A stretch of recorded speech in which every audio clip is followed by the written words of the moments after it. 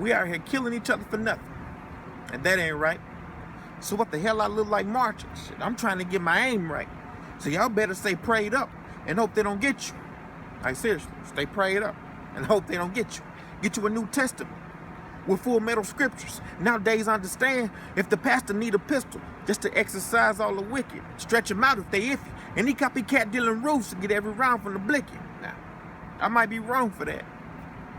No, I ain't wrong for that. Shit, I'll give you the right answers. I'm just a bad example. So just listen to me. I ain't asked you to follow me. I'll put the message in the flow. Just find the bottle, please. There's so much bullshit going on. It's starting to bother me. Shit. No justice, no peace. No peace in how I live. The only time I find peace is when it's on my hip. A lot of y'all just need to listen. Think about what I'm saying. Y'all need to hear this shit. Because I was raised in the hood. My homies are thugs. I moved out the hood. And I'm still with the thugs.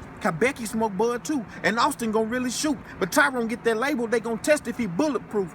So we man-made animals. They just want to cage us forever.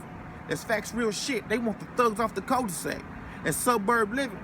You either rap, you running back, or you sell.